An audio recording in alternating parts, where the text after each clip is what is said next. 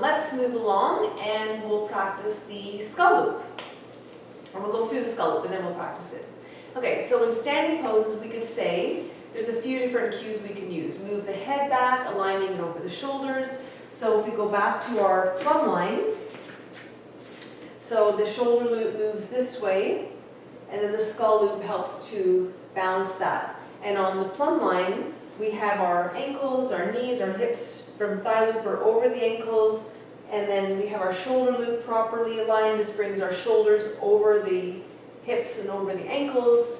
And then when we do the skull loop, it helps us bring the ears also along that plumb line.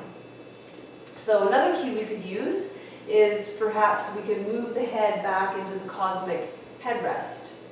So the main two cues of the skull loop is to inhale and move the hyoid bone back, and then exhale and soften the face. And that brings the head into neutral.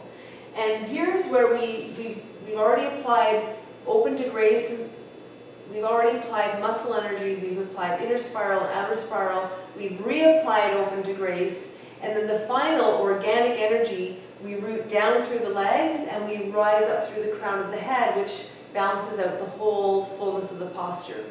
So the action of the skull loop moves the skull towards the back body, and it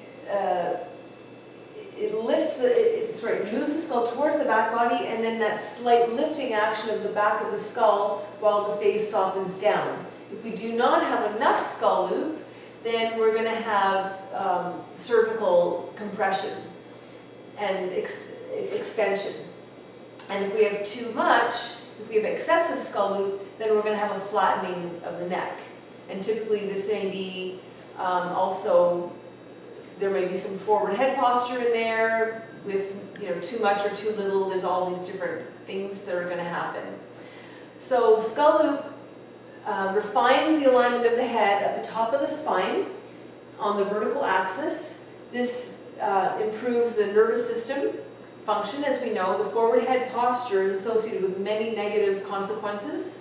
And taking the hyoid bone back, let's talk about that. This establishes and deepens the cervical curve. The cue is more precise and produces a more optimal alignment than the generic cue, take your chin back or draw your chin back. The generic chin back cue originated to address forward head posture. However, by activating, moving the chin back, take your chin back, yeah, often you're doing it with the whole head, but often people will bow as they do that. And then they get the flattening of the cervical spine. So when we cue it from the hyoid, it's a lot easier to take the whole thing back, and we're not compressing the chin down.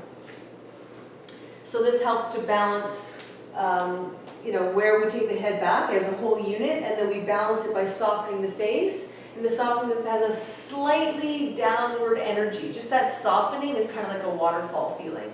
And this effectively lengthens the cervical spine. In certain people, we might need to refine the cues, such as if their cervical spine is naturally an extension, like in my case, because I had severe whiplash many years ago. So I still need to always bow my chin. Or if somebody has a flattened neck, if you see too many wrinkles at the front of their neck, then they have too much of a flattening. You should have, even flat skin, no folds of skin either on the back or the front of the neck. And then the final cue will be rooting down into the earth and then rising up through the crown of the head. And that also helps to lengthen up and complete the skull loop. Okay, so let's just practice all of that, put it all together. So we go back to the foundation, feet are parallel, two fists apart, or the two fists, which brings the middle ankle right under the hip bones, the front anterior superior iliac spine, ASIS bones. We lift and spread the toes. We ground the four corners of the feet, hug into the midline from the foundation, and then we feel how that helps to move activate the inner thighs, and we move them in, back and apart, bringing the thighs on the plumb line. And then we scoop the tailbone down very slightly, feel the slight low belly tone, and then we can Breathe into the kidneys, and then we exhale and maintain that.